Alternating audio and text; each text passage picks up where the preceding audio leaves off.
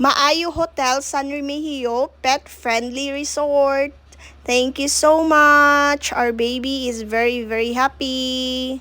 So this is our second time diri no. So enjoy kayo akong mga anak ani kay ganahan kayo sila aning lugar. Dili siya white sand pero dili siya hugaw.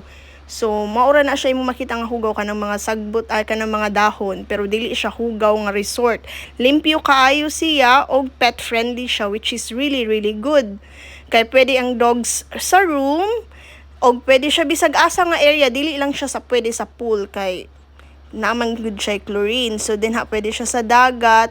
Si Wawa wala na namo siya gilish or gilid kay ma-control man namo siya.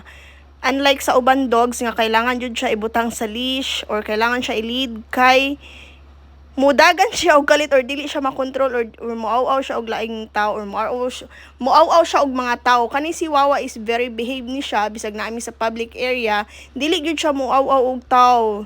Kanang na-train ni nako siya, ako lang personally nag-train ani niya, so mauna siya. Enjoy kaayo siya sa dagat. Siya ra galangoy-langoy.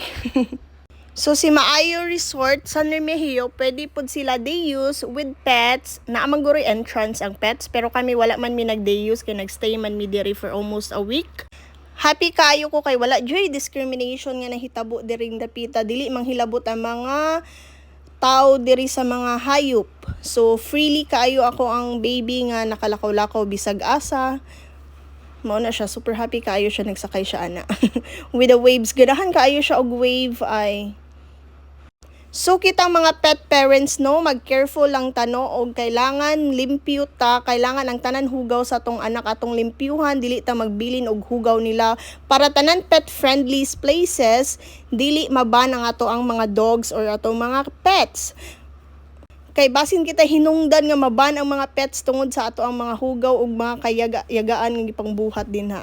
So mao na siya, naa nami sa restaurant. Yes, allowed ang pets sa restaurant nila. So behave kayo kung anak no bisag naay laing taw, dili jud siya mo bark.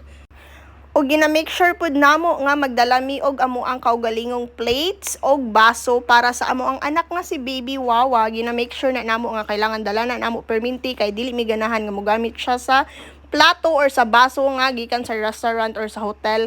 Kay of course, hygiene in town, hygiene. So nagdala pud mi sa iyahang towels og sa iyahang bed sheets og sa iyang habol, 'di ba? So happy kayo ang akong anak ko. Super happy kayo siya. Relax lang siya din ha, habang nagtan-aw siya sa iyang ate og sa iyang daddy. So ari na dad-ana inyong mga pets. Visit na mo dinhi pag bakasyon na mo.